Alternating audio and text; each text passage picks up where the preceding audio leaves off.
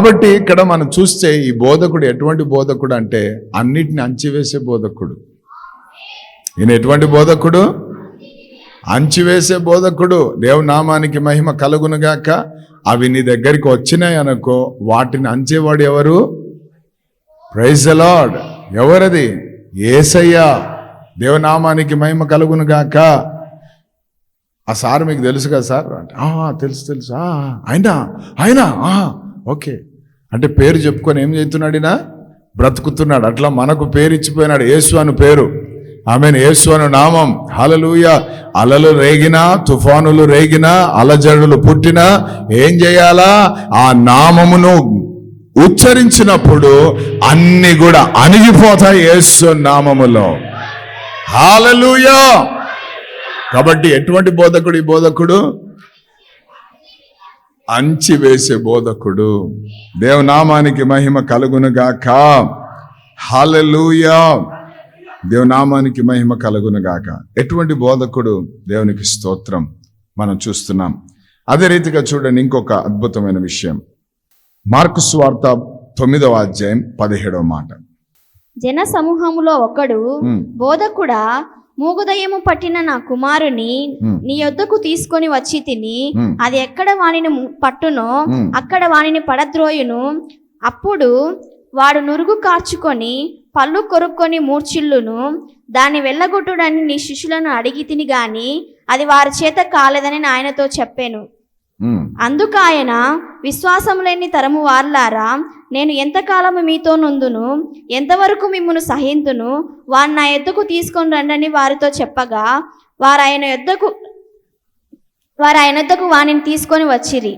దయ్యము ఆయనను చూడగానే వాని విలవిలలాడించెను గనుక వాడు నేలపడి నురుగు కార్చుకొనుచు పొర్లాడుచుండెను.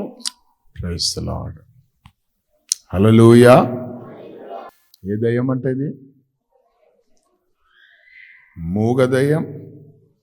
ఎక్కడ పడితే అక్కడ పట్టి పడేసే దయ్యం. ఒక రీతిగా చెప్పాలంటే ఏంటది? మూర్ఛతో కూడిన దయ్యం. మాటలు లేవు. దేవునికి స్తోత్రం. హల్లెలూయా.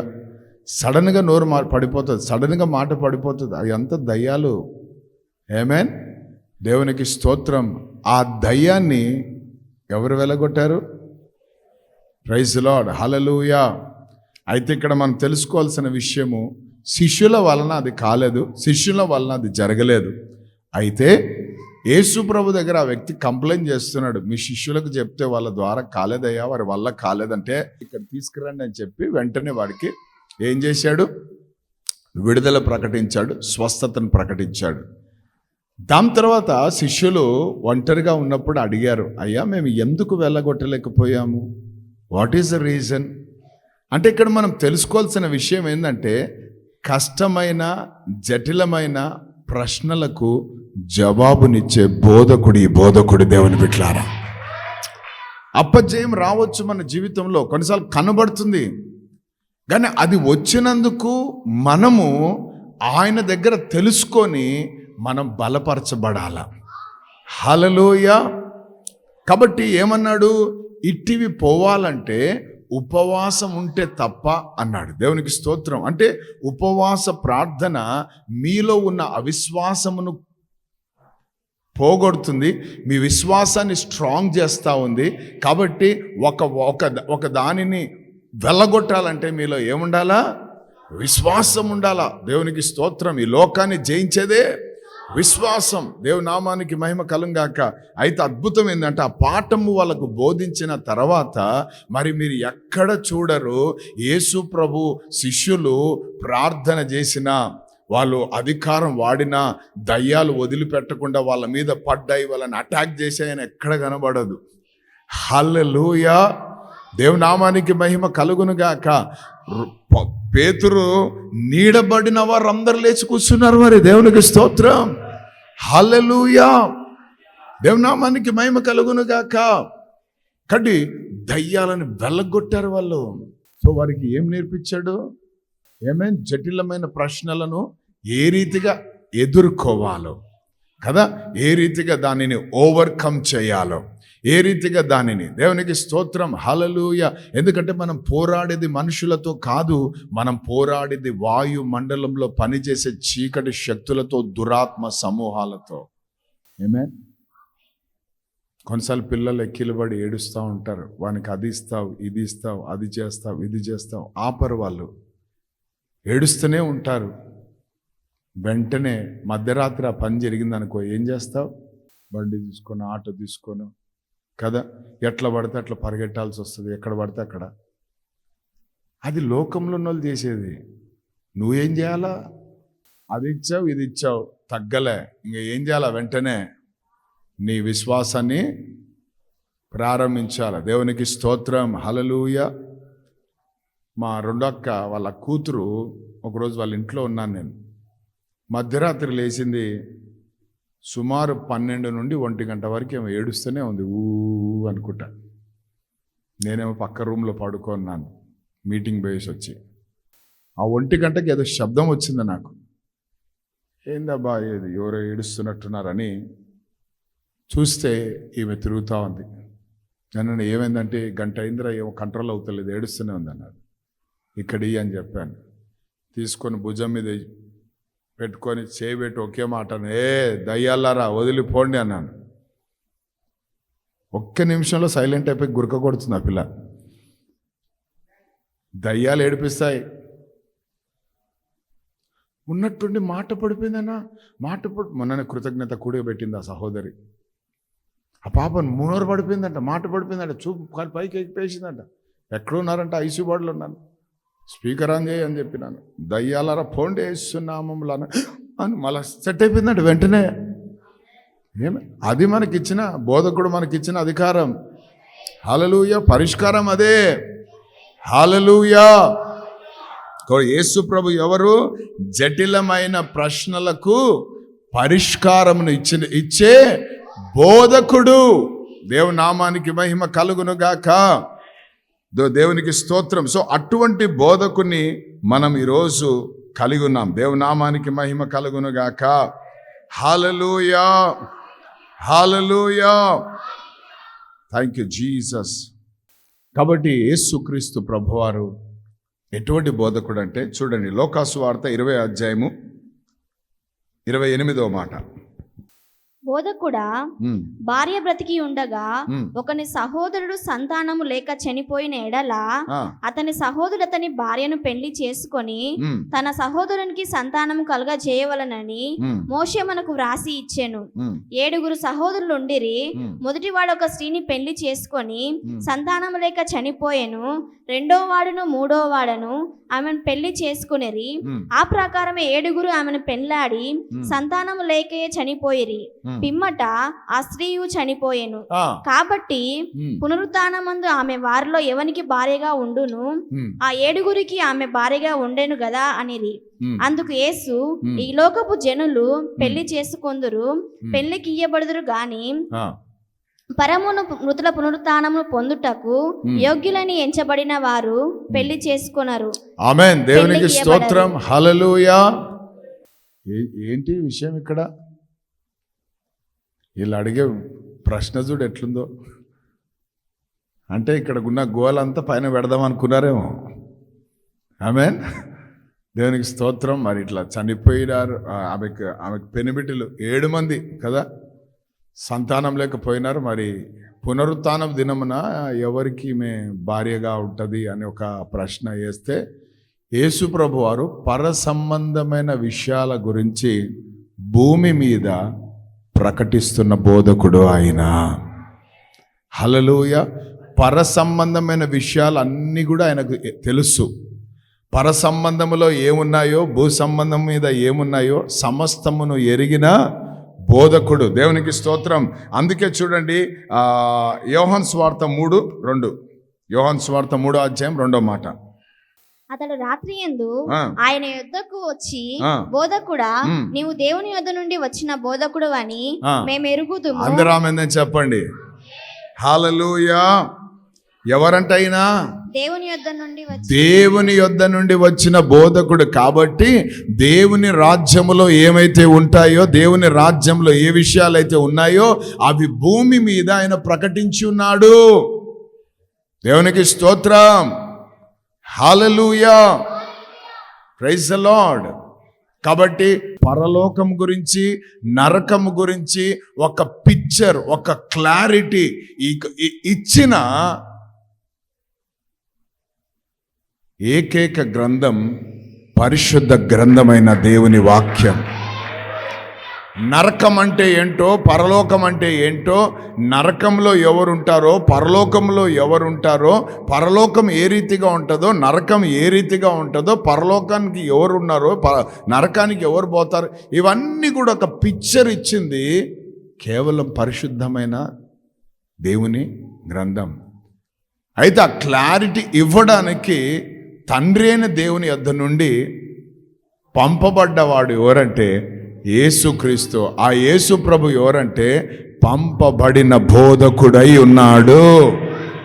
దేవునామానికి మహిమ కలుగునుగాక. అందుకే నేను చెప్తాను, ఈ వాట్సాప్లని, ఇన్స్టాగ్రామ్లని, ఫేస్బుక్లని, ఇంకా వగేరా వగేరా వాటితో న్యూస్ పేపర్లని, వీళ్ళు రాసిన పుస్తకాలని టైం వేస్ట్ చేసుకోకండి. సమయం చాలా విలువైనది. ఇప్పటికే చాలా ఆలస్యమైంది. నువ్వు వాక్యం దగ్గరికి రాక, వాక్యాన్ని తెలుసుకోక, వాక్యాన్ని ఎరగక. సో ఇది బాగా ధ్యానించడం నేర్చుకో. ప్రార్థన చేసుకున్నావు మంచిదే, తప్పనని అన్నను. అయితే దానికి ఎక్కువగా నువ్వు వాక్యాన్ని కూడా తెలుసుకోవాలి. నువ్వు వాక్యాన్ని ఎక్కువ తెలుసుకున్నావంటే నీ ప్రార్థనా విధానం మారుతుంది, నీ ప్రార్థనా జీవితం మారుతుంది. ప్రతి ఒక్కరి తల మీద చేయి, ప్రతి ఒక్కరి చేయి నీ తల మీద పెట్టించుకోవాలన్న ఆశలు ఉండవు. ఆమేన్. నీవే ఒక తల మీద చేయి పెట్టి ప్రార్థన చేసి అంత సామర్థ్య దేవుడు నీకు అనుగ్రహిస్తాడు. అది జరుగుతుంది నువ్వు వాక్యం లోపలికి వెళ్తే. ఎందుకంటే ఆయన పంపబడిన బోధకుడు. ఆయన వచ్చాడు మన మధ్యలోకి, బోధించాడు ఆయన మన మధ్యలో. హల్లెలూయా, దేవునామానికి మహిమ కలుగును గాక. కాబట్టి ప్రియ సంగమా, చాలా జాగ్రత్తగా మనం దేవుని వాక్యాన్ని వినాలా. ఆమేన్. అంతేకాదు, ఈ బోధకుడు ఏం చేశాడు సార్? పరలోక రాజ్యాన్ని, పరలోక సంబంధమైన విషయాలను ఉపమానాలతో బోధించాడు. అర్థమయ్యే రీతిగా, సులువుగా తెలుసుకునే రీతిగా, సింపుల్గా బోధించాడు. పరలోకం అంటే అది దాన్ని ఏదో పెద్దగా, అమ్మో ఇది మర్మం, పిల్లలకు అర్థం కాదులే, చెప్పలే అని ఇట్లాంటివి కాదు. చిన్న పిల్లలకు కూడా, సంటి పిల్లలకు కూడా అర్థమయ్యేటట్టు చెప్పాడు. అటువంటి బోధకుడినా. దేవునికి స్తోత్రం, హల్లెలూయా. విత్తనం విత్తేవాడు ఏం చేశాడట కదా? విత్తనాన్ని తీసుకొని ఎన్ని పొలాల దగ్గర పోయాడైనా, ఎన్ని నేలల దగ్గర పోయాడు? 4. దేవునికి స్తోత్రం. విత్తనం వేస్తున్నాడు కదా, వేస్తున్నప్పుడల్లా ఒక్కొక్క పొలం గురించి, ఒక్కొక్క నేల గురించి ఒక్కొక్క మాట చెప్పాడు కదా. మొట్టమొదటిది ఎటువంటిదంట? రాతి నేల. రెండవది త్రోవ పక్కన పడిన కదా. మూడవది ముళ్ళ పొద. నాలుగవది మంచి నేల. దేవునికి స్తోత్రం, హల్లెలూయా. విత్తువాడు విత్తనము పట్టుకొని అంటాడు. విత్తువాడు ఎవరంటే, ఈరోజు నేను విత్తుతున్నాను. ఏం పట్టుకొని విత్తుతున్నాను? విత్తనం అంటే వాక్యము. వాక్యము నేను పట్టుకొని మీ దగ్గరకు వచ్చి విత్తుతున్నాను. దేవునికి స్తోత్రం. ఇప్పుడు నేను విత్తుతున్నాను, విత్తనముతోనే నిలబడ్డాను ఇక్కడ. మీ నేలలు ఈ 4 ఏ రకమో చూసుకోండి అంటాడు యేసుప్రభు. త్రోవ పక్కన నేలనా, రాతి నేలనా? రాతి నేల అంటే దాంట్లో విత్తనం పడినా అది ఏం కాదు, వేరు దాంట్లో పోదు, కారణం బండ. దేవునికి స్తోత్రం. రెండవది త్రోవ పక్కన పడిన విత్తనాన్ని అదేం చేస్తుంది? పక్షులు వచ్చి, పక్షులు అంటే దానికి అర్థం ఏంటంటే ఉపమానంలో చెప్తాడు, సాతాను వచ్చి దాన్ని ఏం చేస్తాడంట? ఎత్తుకొని పోతాడు. దేవునికి స్తోత్రం. ఇప్పుడు నేను విత్తనం వేస్తున్నాను ఇక్కడ నుంచి, అప్పుడే నువ్వు సెల్ ఇట్లా చూసింటావు. అది నీకు సరిపోయే విత్తనమే ఉంటుంది, నీ నేలకు అవసరమైన విత్తనం ఉంటుంది. అదే నీ జీవితంలో పంట తీసుకొని వచ్చేది ఉంటుంది, అదే నీ జీవితంలో అద్భుతం చేసేది ఉంటుంది. వెంటనే నువ్వు దృష్టి ఇక్కడ పెట్టే వరకు వాడు ఏం చేశాడు ఆ విత్తనాన్ని. అందుకే చాలామంది జీరోలాగానే ఉన్నారు. ఇంకా ముళ్ళ కంపలో పడిన విత్తనం అట. కూర్చున్నప్పటి నుంచి అన్నీ విచారాలే, ఈడింక ఏమినాడు, అన్ని కంపలు తప్ప ఏముండవు.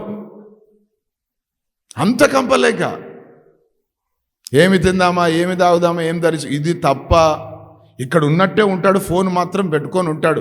ఎప్పుడు ఎవడు రింగు చేస్తాడో పక్కకు పోదామా, బయటికి పోదాం, వీడికి కంప, ఇది కంప, ఈ కంపతో కూర్చొని ఉన్నావు. అందుకే ముందుకు కూడా రారు, వెనకెనకనే ఉంటారు. కారణం ఏంది? బిజీ దీంతో. ఇక్కడ వాక్యమైన విత్తనం, అమూల్యమైన విత్తనాన్ని నీ హృదయములో, నీ నేలలో దేవుడు విత్తనం వెయ్యాలని ఆశపడుతుంటే, ఒక మాట చెప్తాను, విత్తనం లేకుండా పంట లేదు. దేవుని వాక్యం లేకుంటే నీకు పంట ఉండదు.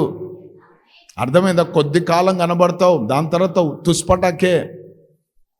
ఆమె దేవుని వెక్కిరించొద్దు, ఆయన వెక్కిరింపబడ్డాడు. రేపు లెక్క అడుగుతానన్నాడు. అంటే దాని అర్థమైంది, నాన్న రోజు విత్తనం విత్తేవాడిని నిలబెట్టి వాని చేతిలో విత్తనాలు పెడితే వాడు విత్తుతున్నాడు నీ నేలలో, నువ్వు ఆ సమయంలో ఏం చేసావని అడుగుతాడు.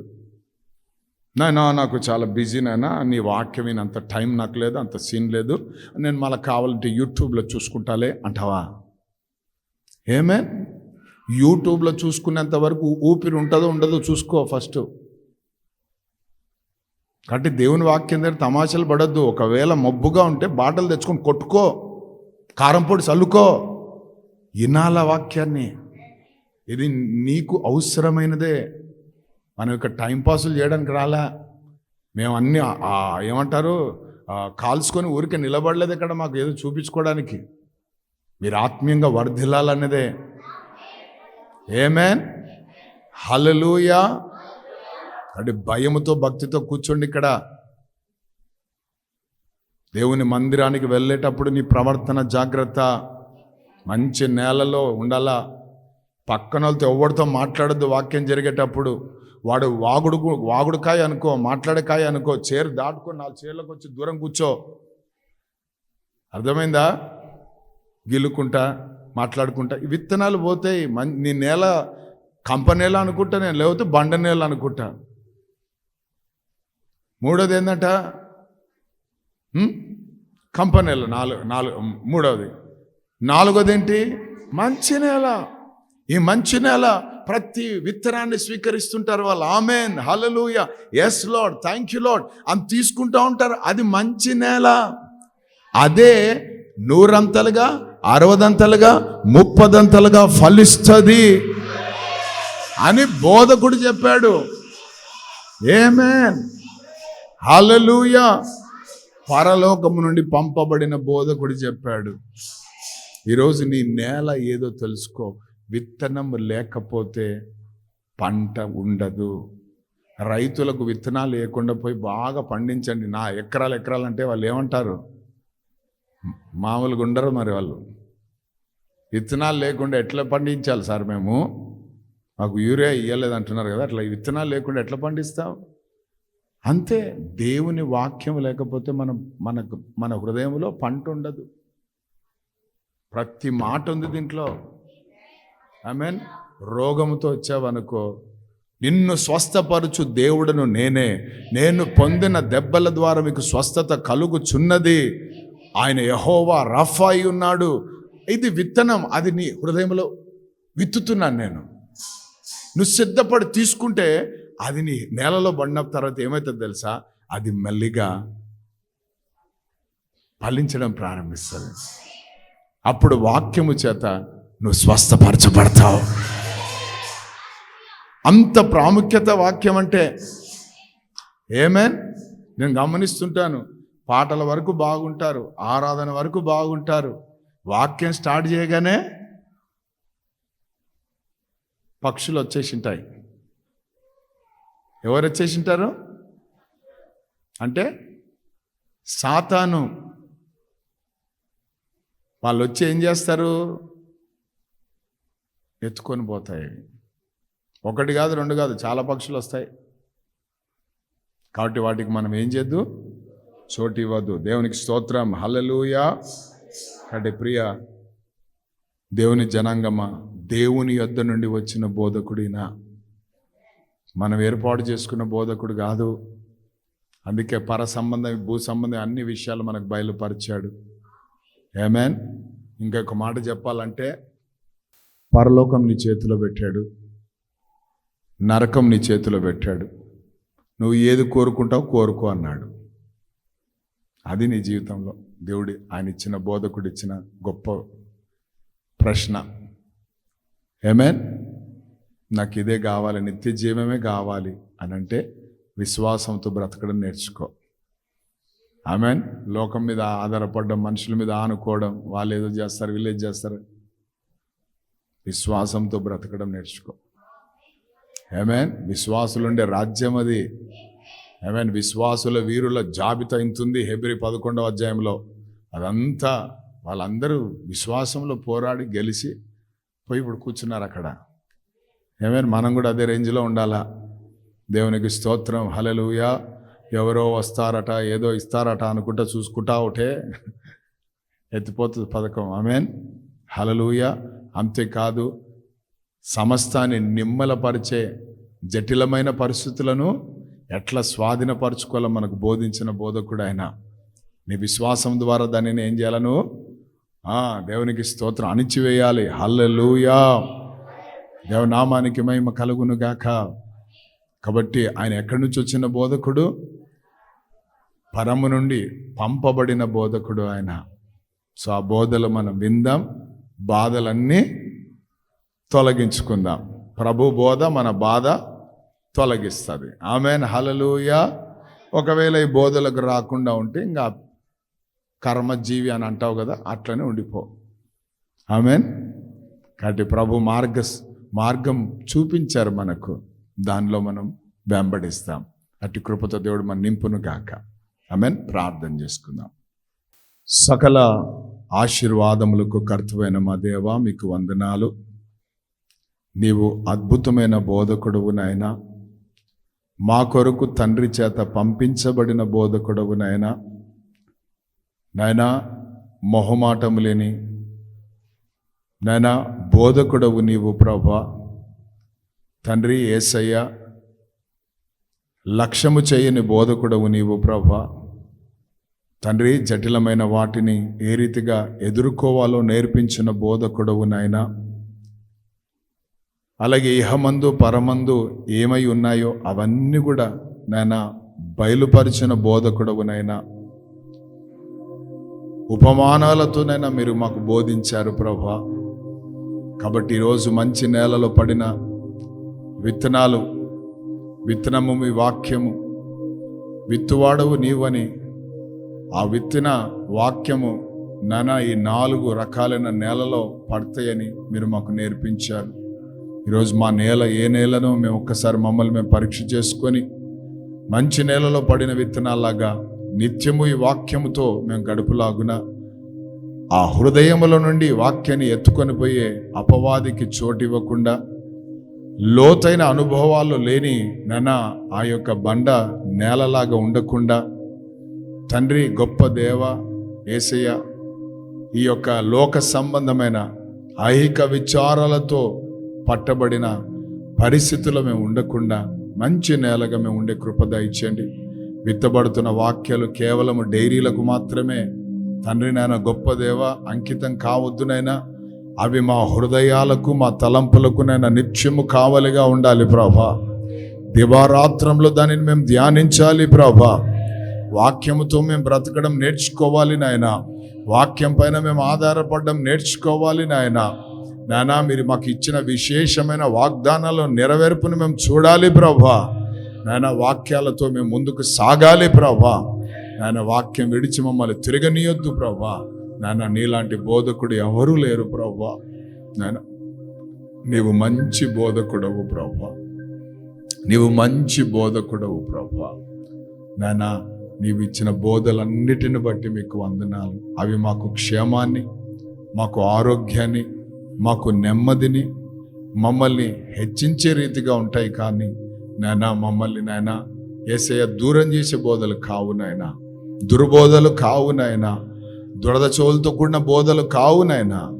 తండ్రి, అటువంటి మంచి బోధను మాకు బోధించినందుకు మీకు వందనాలు నాయనా. మీ బోధలు మేము ఇంకనూ సాగులాగున మీ కృప మాకు దయచేయమని, ప్రతిరోజు నాయనా మీ సన్నిధిలో మేము కూర్చోడానికి, ప్రతిరోజు మీ బోధ మేము వినడానికి, ప్రతిరోజు మీ బోధను మేము నేర్చుకోవడానికి నాయనా, ప్రతిరోజు మీ బోధను మేము వెంబడించడానికి మీ కృప మాకు దయచేయమని, మమ్మల్ని మేము తగ్గించుకుంటూ మీ నామాన్ని హెచ్చిస్తూ ఈ వాక్యం ప్రతి ఒక్క హృదయములో నీరు కట్టి ఫలింపజేయండి.